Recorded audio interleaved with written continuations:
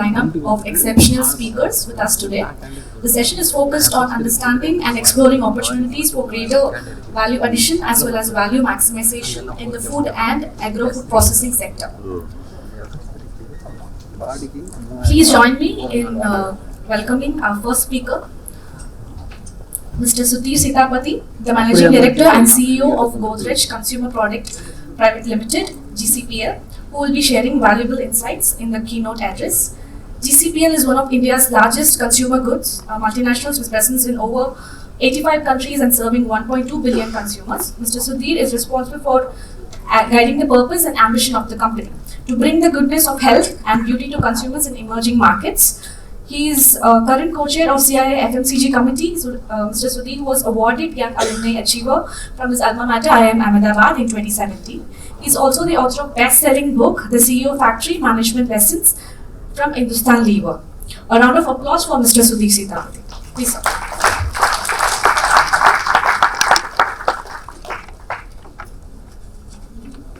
Firstly, I'd like to thank the organizers, especially Mr. Vishnu, for inviting me here. I'm actually not the right person to be speaking here because the company that I work for today, which is GCPL, has very little to do with food and agri. But I have spent a decade in food and agri before that, and one of our sister concerns, Godrej Agro, is quite involved in agri. So I'm a bit of an outsider here. I think the experts are sitting here, so I'm not the expert. I'm only the outsider to give a few thought starters for the panel to debate. I think day before yesterday when I came to Chennai, I went for a book launch of Professor Raghurajan and my friend Rohit Lamba's book, Breaking the Mold, Reimagining India's Economic Future. It was an excellent session, excellent book. If you haven't read it, I would strongly advise you to get a copy and read it. However, I did have one sort of grouse over the entire session and the book. There was hardly any mention of food and agriculture. And that's a bit odd, because agriculture still accounts for 45% of Indians are employed in agriculture. And while agriculture as a percentage of GDP has fallen, food still remains 30-35% of India's GDP. It's still the largest contributor, food and agriculture, because of retailing and food services, etc. And poverty globally is defined in terms of nutrition. So whichever way you look at it, nutrition, food, agriculture, it is simply too important to only get 1 or 2 pages in a book on India's economic future. I think my Tamil is poor, but as Thiruvalluvar said, Urudu unda varvare valvar, matram lam, Thorudu unda pin selvavar. The one who plows eat their food. In the 70s, whenever there was a conversation on India, the conversation was around food, agriculture. It has reduced a lot now, but the importance of the sector is not reduced at all.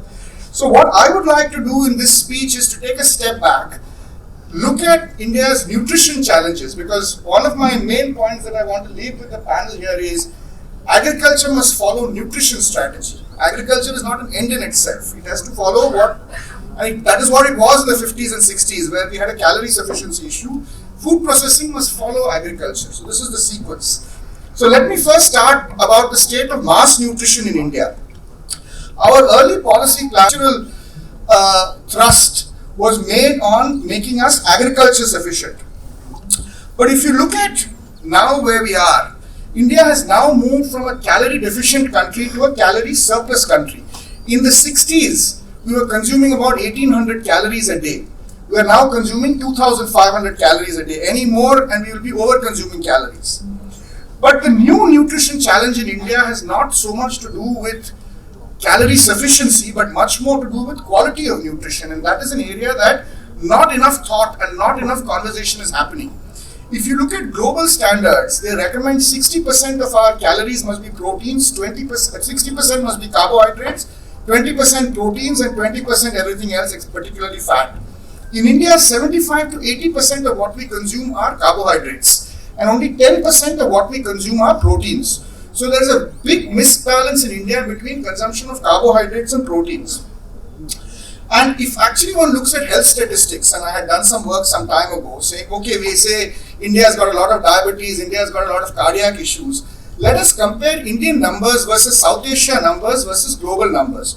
If you actually look at that lens, India actually has less diabetes incidence and less cardiac incidents than many developed countries. There are two areas where India is out of the charts in terms of ill health. The first is underweight children. India has 36% of underweight children. Even South Asia, which is Pakistan, Sri Lanka, Bangladesh, is 27%, and the average in the world is 14%.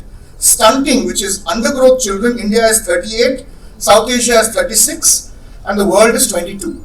So the one big problem that India has is our children are not growing fast and strong enough, and it is not just weak compared to the world, it is weak compared to the neighbors itself. The second big problem that India has, when you just coldly look at the statistics, is anemia. Both anemia and malnutrition are caused by a lack of proteins and a lack of micronutrients. So if one looks at Indians, how we consume, how we are ill health, they are going back to an overconsumption of carbohydrates and an underconsumption of protein and micronutrients. So the next question is, why do Indians consume so much carbohydrates and so little proteins, so little fruits and vegetables? Also, by the way, we consume less. And the reason is quite simple, which is ultimately all food sources are calorie sources, and we naturally gravitate towards the cheapest calorie sources. Now, Indian prices of food sources are extremely distorted. Rice and wheat are practically free for a majority of Indians, but even for those who paid, and I did some back of the envelope calculations, if you go to a supermarket and bought rice or wheat, it's about 2 rupees for every 100 kilocalories that you get from rice. If you went to the UK and bought it in a supermarket, it is 4 rupees for 100 kilocalories. So rice and wheat are half the price of what they are in the UK, and actually for most of Indians it's actually free. But if you look at chicken or milk, in India actually even on an absolute basis the price of chicken is higher than it is in the UK. On an absolute basis our price of milk is higher than it is in the UK or Australia. So India has a very, very wide distortion in prices between carbohydrates and protein prices. So if you have this kind of distortion, so whatever the cultural thing, you have this kind of distortion, then obviously chicken will become I'll only eat chicken on Sunday, or I'll only eat chicken on Friday, or I'll eat mutton on Friday. So that's what's happening in India because of this differential prices. So now to understand why is it that India has such differential prices between carbohydrates and proteins, let me simplify it by saying proteins, but it's also fruits and vegetables and micronutrients. One has to look at India's agriculture policy. As I mentioned, our policy was driven by food insecurity. In 1965, we had a major catastrophic event where we thought we would starve, and government made massive investments in calories, and the cheapest form of calories were rice and wheat. So we did free irrigation, new seeds, food was also subsidized, and it was a genuine revolution. I think not taking away from the fact that in 20 years time, India moved from calorie deficiency to calorie surplus. But as a consequence of this, by the 1980s, we were overproducing wheat and rice. And as a consequence of this subsidy, and my grandmother would tell me that when she was growing up, millets, which is now a big millets machine, used to be cheaper than rice and wheat. Now millets are more expensive. You want to go and buy ragi and bajra in the supermarket, they're more expensive than rice. So what used to be a poor person's dish, and it was eaten by poor people because it's cheaper, because of this oversupply of wheat and rice has become more expensive, has become much cheaper than millets. And this is true about everything. So low rice and wheat prices are part of the problem, but every other sector has frankly been ignored. And I can say this because I'm not part of the sector anymore, so I have no axe to grind. For example, if you look at milk, our milk prices are 50% higher than New Zealand. If you look at meat, chicken, we have a totally inefficient supply chain. It is completely, the way we look at rice and millets, there's no real focus on it. So again, price of chicken in the US, price of feeds for chicken in the US are much lower, imports are not allowed, so it's a very controlled environment. Fruits and vegetable prices are high because food processing is poor, so 30 to 40% of fruits and vegetables are wasted. The only non-carbohydrate commodity where prices are global is oil. Palm oil prices are rough, and that is because we have a relatively liberal source of liberal policy on imports of palm oil, and therefore those prices are okay, and therefore fat consumption in India is roughly what it should be. So Indians consume too much carbohydrates, reasonable amount of fat, and too little proteins, and the zero import duty on palm oil should tell you why this has to do with prices. So if you really want to focus on nutrition, and I'll come to agriculture in a minute, India needs to do three things. The first is we have to move our subsidies from rye and wheat out of a budget of 35 lakh crores on revenue expenditure. 6 lakh crores is spent on agriculture. 80% of that is rice and wheat. So 4.8 lakh crores, higher than the defense budget of India, is spent in rice and wheat. So it's very different from 70s. We're a very different country today than what we were at that time.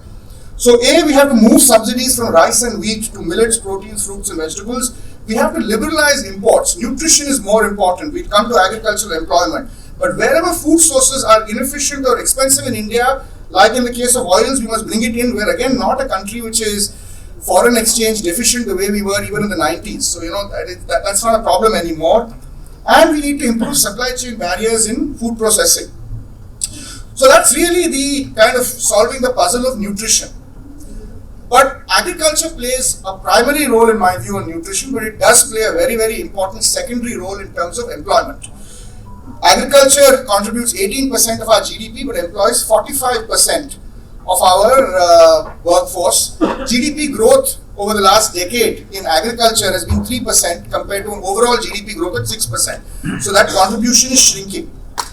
I think there's an implicit strategy, including in Professor Raghuran's book, that we have to solve this problem by services and industrialization. Now the problem with manufacturing, and many of us here will know, is manufacturing today is not what it was in the 80s.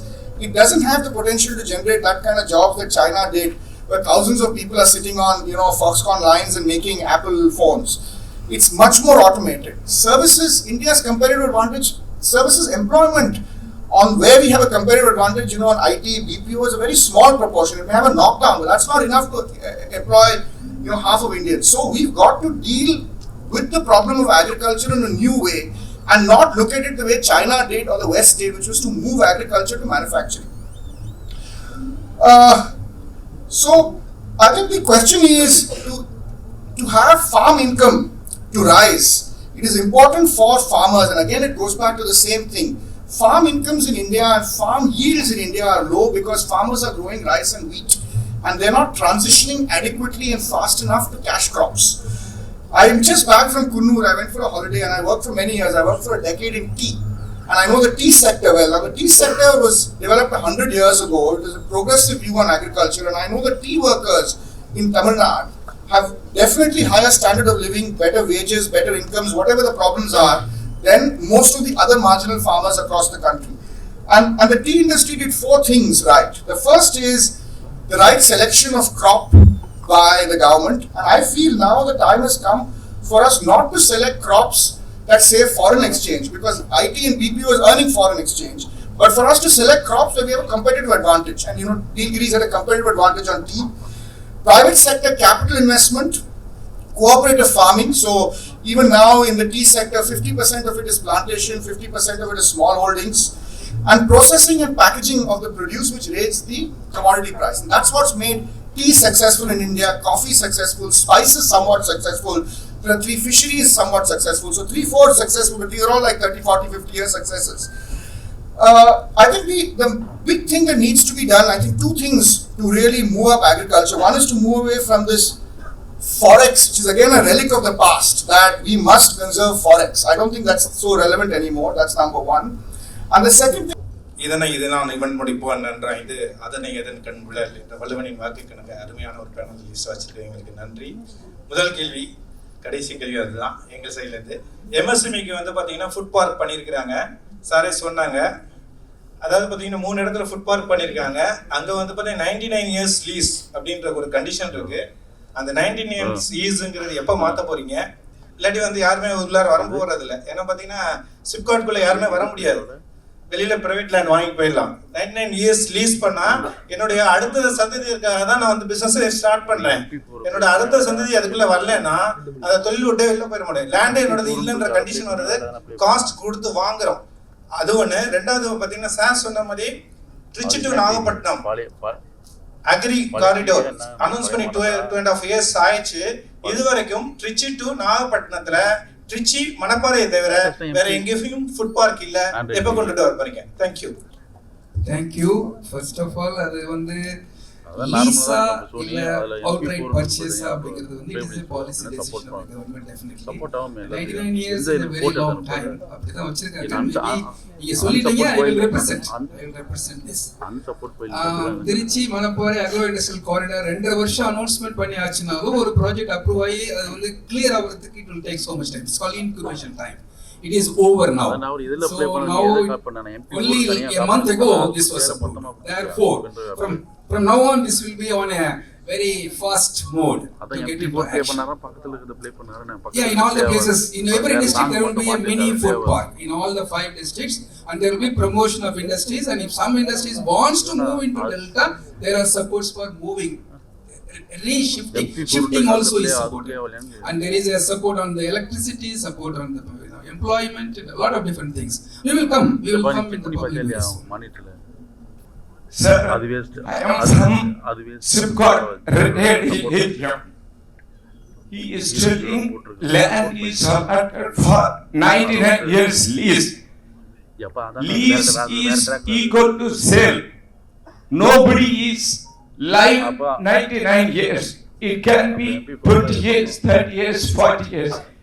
Whoever owns the land, he is the owner. He wants to change the management. It is permissible. Subject to that, the differential cost is applicable. So, lease is equal to change of management. We can get market with the consortium of international bank. So far, 30,000 acres allotted all over Tamil Nadu. It is controlling the fact. If it is a sale, there was no control. For your information, take Sicko Industrial Estate, Ambatu. Object is changed. IT industries, hospital, hotel industries coming. Whereas in Sipcot, those who are manufacturing is alone is permitted, not for trading. Only 5% of the land is allotted for trading. Lease is equal to sale. Anybody can change any number of times within 99 years. Point very well taken. Thank you very much. Let it be a quick question and quick answer. Good afternoon, one and all. I am Ratnavel, the president of the Agro Food Chamber of Commerce and Industry from Madurai. The good takeaway from this panel meeting is, don't compromise taste on the ground of health. It's a very good takeaway. ஏன்னா இப்போ mister Azhagusundaram பேசும்போது dare ஏபெக்ஸ்லேருந்து 12,000 units போடணும் அப்படின்லாம் சொன்னார். 8,000 units போட்டுக்கிறதாகவும் சொன்னார். But ஒரு statistics missing. இந்த 8,000 எவ்வளவு சக்சஸ்ஃபுல்லாக கண்டினியூஸாக ரன் பண்ணுறாரு, அந்த ஸ்டாட்டிஸ்டிக்ஸ் நம்ம வரணும். அது வரலைன்னா அர்த்தமே இல்லை. நான் முடிச்சிடறேன். இது ஒரு பக்கம். இன்னொன்று, நமக்கு தேவைகளே நிறைய. இது நீங்கள் ஃபர்னிஷ் பண்ணலை. இப்போ நிறைய பேருக்கு வந்து FSSA ஆக்டில் ப்ராப்ளம் இருக்கு. சின்ன சின்ன சேஞ்சஸ் பண்ண வேண்டியது இருக்கு. இதுக்கு என்னன்னா, we have to go to Delhi. அங்கே போய் எல்லாரையும் மீட் பண்ணி we have to represent. How we can make it? ஒன்றும் இல்லை, அந்த அப்பளம் பண்ணுறாங்க sir, big industry Madurai and other area. இதில் ஒரு சின்ன ப்ராப்ளம் இருக்கு, which can be rectified. முடியலை. நான் என்ன சொல்றேன், நீங்க டேர் ஏபெக்ஸ்ல இருந்து you have a forum here. FSSA இங்கே எதுவும் ப்ராப்ளம் இங்கே வாங்க, நாங்கள் டெல்லி போய் என்ன பண்ண முடியும்? இன்னொன்று, இந்த லேப் வந்து ஒண்ணுமே இல்லை. நீங்க சொன்னீங்க எக்ஸ்போர்ட் பண்றது ஒன் ஆஃப் த ஆப்ஜெக்ட். இப்போ நாங்கள் மதுரையில் வந்து ஒரு பெரிய இன்ஃப்ரா டெவலப் பண்ணியிருக்கோம். அனந்தராமகிருஷ்ணன் சொன்ன ஒரு அக்ரோ ஃபுட் ட்ரேட் சென்டர்னு பெருசாக பண்ணியிருக்கோம். With aid of central government. அதில் நாங்கள் லேப் வச்சிருக்கோம். NABL அக்ரெடிட்டட் லேபே வச்சிருக்கோம். எக்ஸ்போர்ட் பண்றதுக்கு எங்கள்ட்ட எக்யூப்மெண்டே இல்லை. அதெல்லாம் காஸ்ட்லியா இருக்கு. சப்சிடைஸ் பண்ணி கொடுக்க மாட்டேங்கிறாங்க. You say that we have to export. எக்ஸ்போர்ட்டை சர்டிஃபை பண்ற லேப் we should have. இது இல்லைன்னா முடியாது. ஸோ FSSA பாருங்க, லேபை பாருங்க. நல்லா சொன்னீங்க டேஸ்ட்னு. மில்லட்ஸுக்கு ஒரு எக்ஸிபிஷன் நடத்துறோம் இன்டர்நேஷனல். வண்டர்ஃபுல் ப்ராடக்ட்ஸ் பண்ணாங்க. ஆனால் எல்லாம் மருந்து மாதிரி இருக்கு. அந்த இடத்துல சாப்பிட்டு we have to leave it. தயவு செய்து நீங்க பிரச்சாரம் பண்ணுங்க. இந்த மில்லட்ஸ் எல்லாம் ஃபோர்ட்டிஃபைடா தான் இருக்கணும். இப்போ கூட நான் ஒரு விளம்பரம் பார்த்தேன். தோசை மாவுல கொஞ்சம் கலங்க டேஸ்ட் மாறலைன்னு சொன்னாங்க, நல்லா கவனிச்சுக்கோங்க. ஸோ நம்ம என்ன டேஸ்ட் சாப்பிட்றோமோ அதில் தான் மில்லட்ஸ் எல்லாம் கொண்டு வர முடியும். தயவுசெய்து please educate. Thank you. Yeah, all points taken, sir. We will handle it. TNFX will become one-stop solution for all such needs in a very short time.